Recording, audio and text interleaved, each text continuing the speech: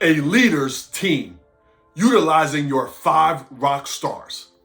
Now, I believe, as I hope you believe, that everyone on your team is and can be a rock star.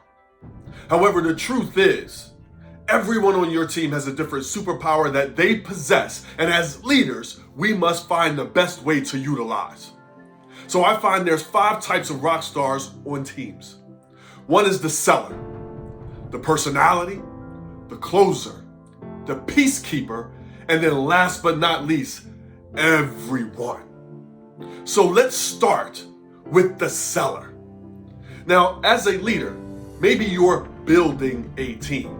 And when you're building a team, it's so important to have the seller. Then what I mean by that is this is the individual that can sell ideas. They sell your ideas, your vision to the team, their coworkers, their customers, their clients. Now, perhaps you are new to a team. You're transferred to a new location. You've inherited a team. So you didn't have an opportunity to build it and hand select your seller. So now, there are 2 different types of sellers. You have the destructive type and you have the positive type. Now, I have to be honest with you. I've been both. Let's start with the destructive type. Perhaps you have a seller that is burnt out. They've given all they've had to the organization. They've been there a lot longer than you, and for whatever reason, they feel burnt out. They are stressed out. They are worked to the max, and now they are selling negativity to your coworkers, to the team, and possibly even your customer and client base. They are destructive to the organization.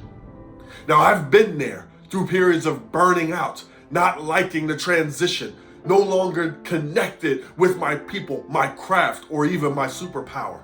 And although I was right about everything I was saying, I was so wrong about how often I was saying it, who I was saying it to, my disconnection, and my lack of passion.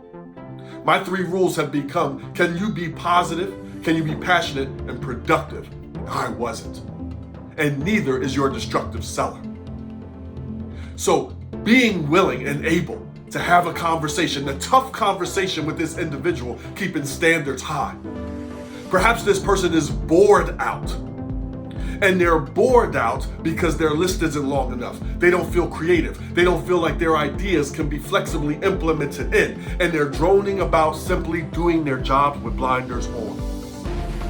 And now they're engaging and easily recruitable by your destructive seller. It's important to know as a leader, we can come in, you can come in and think with your title that you are going to do all the selling. You have the most control, and that's not always the case. Sometimes there's an individual on your team that has more control and a bigger voice than you, and that is your seller. And we must be mindful because they recruit. And they can easily recruit other burnt out or bored out people, or your new and unknown people to the organization. Be mindful. The other type is the positive type of seller. This is the person that when you have meetings, you share ideas, you share the vision, they will positively take that to other people, co-workers, and customers. How do we best impact this individual? 1, we must be aware that we know who they are and their superpower, and we want to reveal that. Hey, it's been great having you on the team. I really see how positive you are and how you engage with people and how you help share the ideas and push things forward. That's awesome. I really want to make sure that you have an understanding and I can answer any question that you have. So they are leading on the floor, away from you, with clients and customers with the right information. Please know that every change and transition and idea you come with, everyone isn't going to like. Therefore, it's very important that you know who your positive sellers are and your destructive sellers are, making sure that they know why it's beneficial for them, why it's beneficial for the team, the organization, and the customer, and they have the information.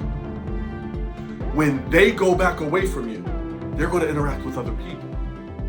And when those people start negative conversations with them, now they are armed with your vision, the standard, the expectations, the truth, and the transparency. And now they have the obligation to pass this along. So, in closing with the seller, do you have the power or do they? When they have the power, invite them in, removing your ego, inviting theirs in, making sure they're clear and you're being transparent on the benefits of the vision, of the change, of the transition, and allowing them to take that information back to the people that matter most.